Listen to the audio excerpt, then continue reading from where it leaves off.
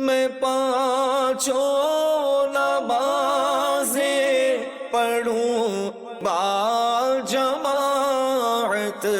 ہو توفیق ایسی عطا یا الہی۔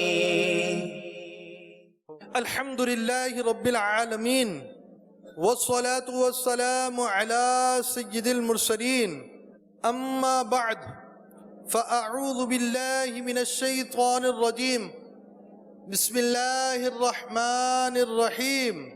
الصلاة والسلام علیک یا رسول اللہ وعلى آلك وصحابك يا حبيب الله۔ الصلاة والسلام عليك يا نبي الله وعلى آلك وصحابك يا نور الله۔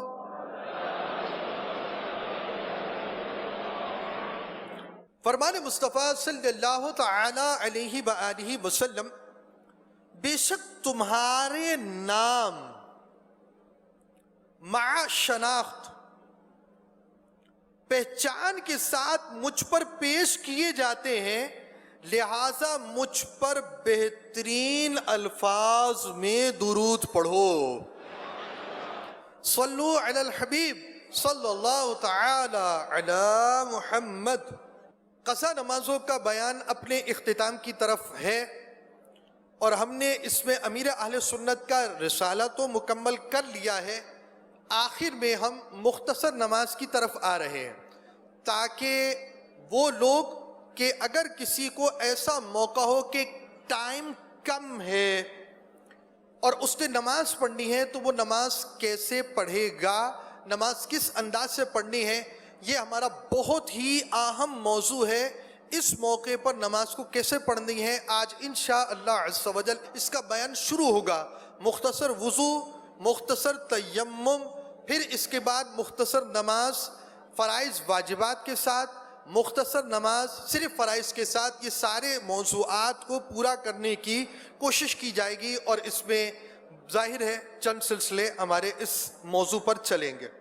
فرمان مصطفیٰ صلی اللہ تعالی علیہ وآلہ وسلم، کل بروز قیامت سب سے پہلے نماز کا سوال کیا جائے گا، اگر یہی صحیح ہوئی تو باقی اعمال بھی درست ہوں گے، اگر نماز ہی صحیح نہ ہوئی تو باقی اعمال بدرجہ اولا خراب ہوں گے۔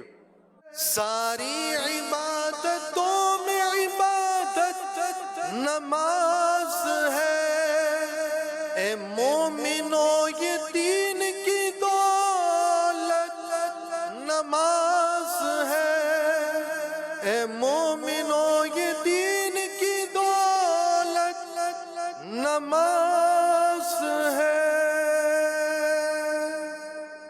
صلو علی الحبیب صلی اللہ تعالی علی محمد۔ نماز کیسی اہم ترین عبادت ہے، سب سے پہلے عبادات میں اسی عبادت کا سوال ہوگا، اور بشارت بھی کیسی کہ اگر یہ صحیح ہوئی تو باقی اعمال بھی درست ہوں گے۔ تو نماز اعمال کی درستی کی کنجی ہے۔ اعمال درست کرنے میں نماز کی درستی شامل ہے، کہ اگر ہم اپنے اعمال درست کرنا چاہتے ہیں تو نمازوں کو درست کریں۔ نماز وہ مبارک عبادت ہے کہ اس کی برکت سے دیگر اعمال درست ہو جاتے ہیں۔ نیکیاں برائیوں سے بچاتی ہیں، نیکیاں اخلاق نکھارتی ہیں، نیکیاں خوف خدا پیدا کرتی ہیں، نیکیاں اللہ کا قرب نصیب کرواتی ہیں۔ تو نماز اس قدر اہم چیز ہے کہ عبادات میں پہلا سوال نماز کا ہونا، اور اس کے ساتھ مزید یہ اعمال کو درستی کا سبب ہے۔ غور طلب بات یہ ہے کہ ہماری نماز درست ہے یا نہیں۔ اعلیٰ حضرت نے نماز کے متعلق فرمایا کہ ایسے موقع پہ خفیف و تام نماز پڑھے. بڑی پیاری بات بیان کی. نماز مختصر بھی ہو لیکن مکمل ہو. اب مختصر نماز کی طرف تو آ رہے ہیں, کیا ہمیں مکمل نماز بھی آتی ہے یا نہیں آتی؟ آپ نماز کی طرف بڑھ رہے ہیں, نماز کی طرف آپ نے بڑھنا ہے, تو کیا آپ کو طہارت آتی ہے یا نہیں آتی؟ نماز کی طرف آپ نے قدم اٹھایا ہے, کیا آپ کو غسل کے مسائل آتے ہیں یا نہیں آتے؟ اگلا قدم آپ اٹھا رہے ہیں, کیا آپ کو وضو صحیح طریقے سے آتا ہے یا نہیں آتا؟ آپ نے جو کپڑے پہنے ہوئے یہ صحیح طور پر پاک ہیں یا نہیں؟ آپ جس جگہ پر نماز پڑھ رہے ہیں وہ صحیح طور پر پاک ہے یا نہیں؟ آپ کے جسم پر کوئی ظاہری نجاست تو لگی ہوئی ہے یا نہیں؟ نمازی کا جسم پاک ہوگا, اس کا لباس پاک ہوگا. نماز کی شرائط کے مسائل اسے آنے چاہیے کہ وہ نماز میں داخل ہو رہا ہے, رب کے حضور حاضر ہو رہا ہے, رب کی عبادت کی طرف بڑھ رہا ہے, تو اسے اس سارے مسائل کا جاننا ضروری ہے کہ وہ رب کی ایسی عبادت کی طرف آ رہا ہے کہ یہ وہ عبادت ہے کہ کل بروز قیامت پہلے عبادات میں اسی کے متعلق سوال ہونا ہے, اور یہ وہ پاکیزہ عبادت ہے کہ اگر یہ درست ہو تو بشارت یہ ہے کہ دوسرے اعمال درست ہو جائیں. اعمال کو مزین کرنے کے لیے, اعمال کو ستھرا کرنے کے لیے, اعمال کو پاک کرنے کے لیے, اعمال کو اجلا کرنے کے لیے انسان کو اپنی اس عبادت نماز کو درست کرنا ہوگا. نماز جاننا ہوگی, نماز سیکھنی ہوگی, نماز درست پڑھنی ہوگی, نماز کے مسائل جاننے ہوں گے اور ان پر عمل بھی کرنا ہوگا. کیوں؟ دنیا امتحان کی جگہ ہے, دنیا میں آزمائشیں ہیں, دنیا میں تکلیفیں ہیں, دنیا قید خانہ ہے. آخرت کی راحت چاہیے, آخرت کو سکون چاہیے, رب کا قرب چاہیے, رب کی نعمتیں چاہیے. تو دنیا میں مشقتیں اٹھانی پڑیں گی, دنیا میں صعوبتیں برداشت کرنی پڑیں گی, دنیا میں عبادت کے اس امتحان کو قبول کرنا پڑے گا کہ اللہ بے نیاز ہے, ہماری سجدوں کی اسے حاجت نہیں ہے, ہماری عبادت کی اس کو ضرورت نہیں ہے, ہم محتاج ہیں, ہمیں حاجت ہے کہ اللہ پاک کی عبادت کریں اور اللہ پاک کا قرب حاصل کریں. رب پاک کا قرب حاصل کرنے کے لیے عبادت کرنا یہ ہمارا کام ہے, اور ہمیں اس عبادت کی طرف آنا ہے جس مقصد کے لیے رب نے ہمیں پیدا فرمایا, اس مقصد کو جاننا ہے. تو مختصر نماز کی طرف تو چلے گئے آپ, کیا آپ نے پورے طور پر صحیح نماز جانی ہے, نماز کے شرائط جانے ہیں, طہارت کو جانا ہے, اور پھر آپ نماز میں جب نیت باندھ کر داخل ہوئے تو نماز پڑھنی ہے. آپ کے تلفظ کا درست ہونا, آپ کو اورات کا یاد ہونا, التحجات کا یاد ہونا, سورہ فاتحہ کا حفظ ہونا, بہت ساری چیزوں کی یاد ہونا درست ہے. اور ساتھ بڑا اہم مسئلہ ہے, قرآن پاک غلطیوں سے پاک بھی ہونا چاہیے, اور اس کے علاوہ قرآن پاک کے علاوہ جو کچھ نماز میں پڑھتے ہیں اس میں بھی ایسی غلطی نہیں ہونی چاہیے جس سے معنی بگڑ جائے, ورنہ نماز ٹوٹ جاتی ہے. تو آپ جا رہے مختصر نماز کی طرف, مگر پہلے پوری ہے, خفیف و تام. مختصر جا رہے ہو مگر مکمل ہو, مکمل ہو تو قراءت بھی مکمل ہوگی, مکمل ہو تو طہارت بھی مکمل ہوگی. سب سے پہلے فرض نمازیں, سب سے پہلے اللہ کی لازم کردہ عبادات. آپ کی فرض نمازیں پوری ہوں, قضا نمازیں پوری کریں, قرآن پاک درست کرنے کا ٹائم نکالیں, فرض علوم حاصل کرنے کا ٹائم نکالیں. آپ کہیں گے اتنے سارے کام آپ ایک ہی سانس کے اندر دے دیں گے, ہوگا کیسے؟ میرے پیارے بھائی, آپ نا کما رہے ہیں نا, کما رہے کس کے لیے کما رہے ہیں؟ ہمارے ہاں کماتے کس کے لیے؟ بچوں کے لیے. ہمارے ہاں کماتے کس کے لیے؟ والدین کے لیے. ہمارے ہاں کماتے کس کے لیے؟ پیٹ کے لیے. ہمارے ہاں کماتے کس کے لیے؟ دنیا بہتر کرنے کے لیے. آپ کمائیں مگر کمانا بھی اللہ کے لیے ہو جائے, کہ بندے نے کمانا ہے اس لیے کہ جو نفقہ مجھ پر رب نے ذمہ داری عائد کی ہے, میں رب کی وہ ذمہ داری ادا کر رہا ہوں.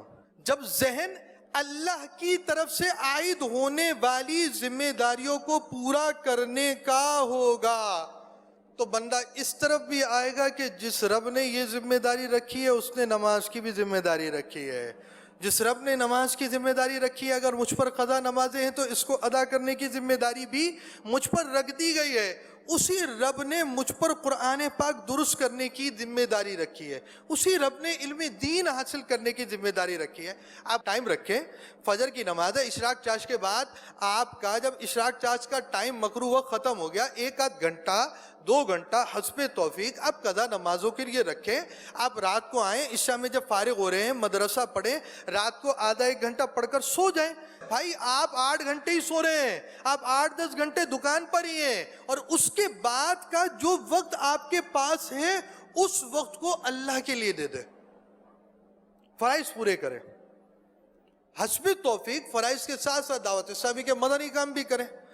آپ نے قرآن پاک درست کرنا ہے، آپ مدرسۃ المدینہ بالغان میں آئیں، نیکی کی دعوت کے 2 جملے بھی بولیں، اچھی بات ہے، تاکہ ہمارے اخلاقیات بھی اچھے ہوں اور ہم نیکی کی دعوت دینے والے بھی بنیں۔ مگر آپ کے جدول میں سب سے پہلا حصہ رب کے احکام کا ہے۔ بڑی محبت ہے والدین سے، یہ والدین، یہ والدہ کی محبت آپ کے دل میں بھی آپ کے رب نے پیدا کی ہے۔ بچوں سے بڑی محبت ہے، یہ رب نے آپ کے دل میں پیدا کی ہے۔ اس چیز کو پیدا کرنے والا، اس محبت کو پیدا کرنے والا بھی رب ہے۔ بڑی نعمت ہے، رب کی بڑی نعمت ہے، بڑی نعمت ہے، بڑی نعمت ہے۔ اللہ نے جسم سالم دیا، اعضاء سالم دیے، آنکھیں دیں، کان دیا، زبان دیا، جسم دیا، دھڑکتا دل دیا، خون کی صفائی کا نظام دیا، کھانا دیا، کھانے کا اہتمام دیا۔ رب کی نعمتیں ایسی ہیں کہ شمار کرنا چاہو تو شمار نہ کر سکو۔ تم سو رہے ہوتے ہو اور اس کے معصوم فرشتے تمہاری حفاظت کر رہے ہوتے ہیں، اور بعض فرشتے وہ ہیں جو تمہارے منہ پر مقرر ہوتے ہیں کہ سونے میں کوئی موذی جانور کیڑا منہ میں داخل نہ ہو جائے۔ اس رب کے فضل و احسان شمار نہیں کر سکتے۔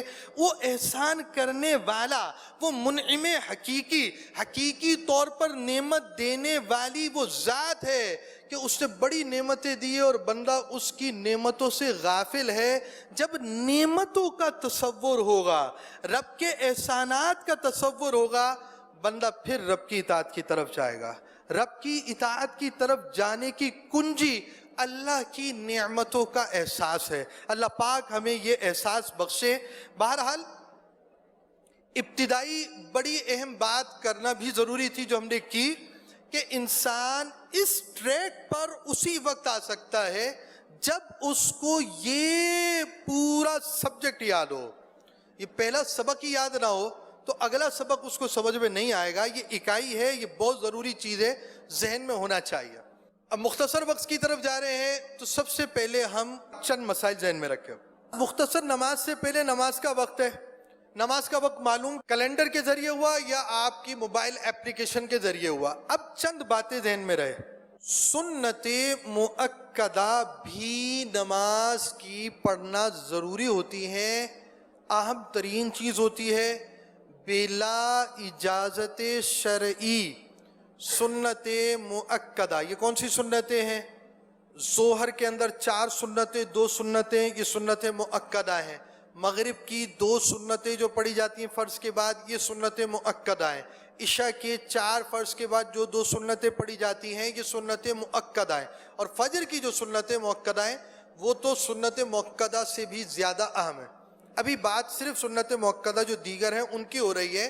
اگر ان کو چھوڑنے کا عادی ہے، پریکٹس یہ بنا لی ہے کہ وہ سنت مؤکدہ چھوڑ دیتا ہے تو یہ گناہ گار ہے۔ عصر کے اندر ہمارے شہروں میں 20 منٹ کا ٹائم مکروہ وقت ہے، تو عصر کی نماز آپ نے، آپ کے محارم نے، گھر کی اسلامی بہنوں نے اس ٹائم پر کمپلیٹ کر لینی ہے کہ وہ عصر کی نماز کا مکروہ وقت شروع نہ ہو۔ یعنی اگر 6 بجے مغرب ہے تو آپ 5:40 سے پہلے سلام پھیر چکے ہوں۔ اچھا، جو جماعت سے نماز پڑھنے کے عادی ہوتے ہیں وہ ان مسائل سے بچ جاتے ہیں۔ مغرب ہے، اب مغرب اتنی لیٹ نہیں کرنی کہ بڑے ستاروں کے ساتھ چھوٹے ستارے بھی ظاہر ہو جائیں، یعنی اتنا دیر کر دینا مکروہ ہے نماز مغرب میں۔ عشاء کے اندر وہی سنت والی بات کہ سنت بھی پڑھنی ہے، فرض بھی پڑھنے ہیں، اور وتر پڑھنا واجب ہے۔ تو اتنا ٹائم مارجن عشاء میں ہو کہ آپ فرض بھی پڑھیں، سنتیں بھی پڑھیں، وطر بھی پڑھیں۔ رہا فجر کا معاملہ، فجر کا معاملہ ایسا ہے کہ آپ نے سنتیں اور فرائض وغیرہ پوری نماز سلام پھیر کر ودن ٹائم فجر کے وقت کے اندر آپ کے فرض کا سلام پھر جائے، یہ ضروری ہے۔ اور جماعت سے نماز پڑھیں گے تو اس طرح کے مسائل سے بچیں گے۔ جماعت ہماری نمازوں کی حفاظت کا بہترین ذریعہ ہے۔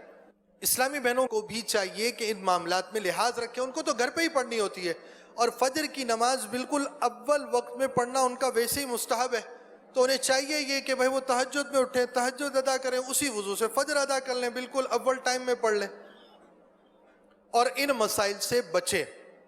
اور ہمیں چاہیے کہ ہم اپنے گھر والوں کو اٹھائیں اور ٹائم پر اٹھائیں تاکہ وہ پراپر ٹائم پر نماز پڑھیں۔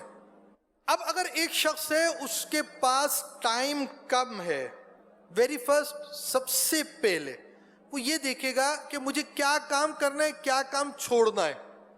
اب وقت اتنا کم ہے کہ وہ صرف وضو کے فرائض پورے کر سکتا ہے، تو اس نے کیسے وضو کرنا ہے آئیے دیکھتے ہیں۔ ملکہ ہوں جذبہ عطایا الہی دے شوق تلاوت دے ذوق عبادت رہوں با وضو میں صدا یا